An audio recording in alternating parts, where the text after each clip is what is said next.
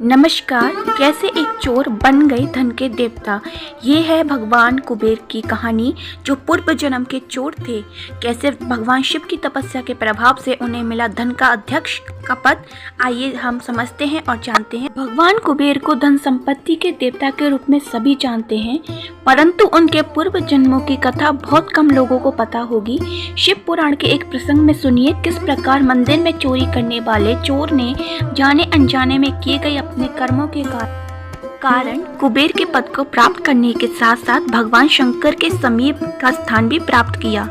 कांपिल्य नगर के यज्ञदत्त नाम का एक ब्राह्मण रहता था। उनके एक पुत्र हुआ जिसका नाम गुणनिधि था।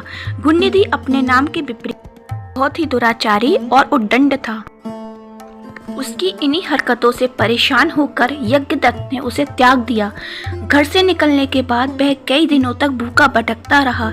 एक दिन मंदिर से छड़ावा चुराने के उद्देश्य से वह शिव मंदिर में गया। उसने वहां अपने कपड़ों को जलाकर उजाला किया, मानो भगवान शंकर को दीपदान कर दिया हो। उसको जब चोरी के अपराध में पकड़ा गया और मृत्यु दंड दिया गया।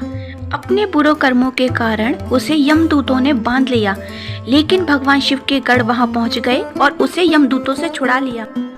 भगवान शंकर के गढ़ों का सानिध्य प्राप्त कर उसका मन शुद्ध हो गया। फिर अंत में वह शिवलोक को गया।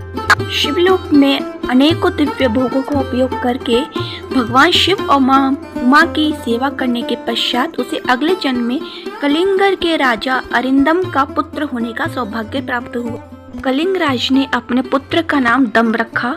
वह हमेशा शिव भगवान की आराधना में लगा रहता था और बालक होने पर भी वह दूसरे बालकों के साथ भगवान शिव का भजन किया करता था।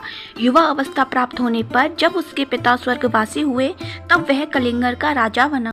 राजा दम्भ बड़ी प्रसन्नता के साथ सभी दिशाओं में शिव भगवान की भक्ति का प्रचार करने लगे। उन्होंने अपने राज्य के सभी ग्रामों के शिव मंदिरों में दीपदान की प्रथा का प्रचलन किया। उन्होंने सभी ग्राम प्रधानों को निर्देश दिया कि आसपास जितने भी शिवालय हों वहां बिना किसी सोच विचार के सदा दीप जलाना चाहिए। उन्होंने आजीवन इसी धर्म का पालन करने के कारण राजा दम्भ ने बहुत सारी धन संपत्ति अर्जित की और मृत्यु के पश्चात अलकपुरी के स्वामी हुए। ब्रह्मा के मानस पुत्र पुलस्त्य से विश्वा का जन्म हुआ और विश्वा से पुत्र वैश्ववर्ण कुबेर हुए।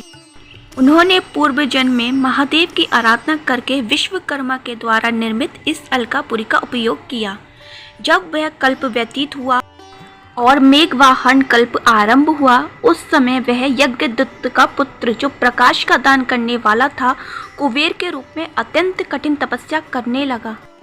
अपनी घोर और कठिन तपस्या के प्रभाव से ही उन्होंने भगवान शिव को प्रसन्न किया और भगवान शिव ने अपनी प्रसन्नता स्वरूप उन्हें चौथे लोकपाल के रूप में स्थापित किया।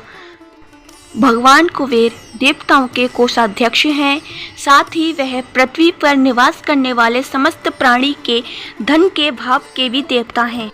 ये भगवान कुबेर की जानकारी अधिकतर लोगों को नहीं है। उम्मीद है आपको ये जानकारी अच्छी लगी होगी। अगली जानकारी में हम आपको बताएंगे कि भगवान कुबेर को एकाक्ष पिंगल क्यों कहा जाता है, वह बाईं आंख से क्यों वंचित है। तब तक के लिए नमस्कार।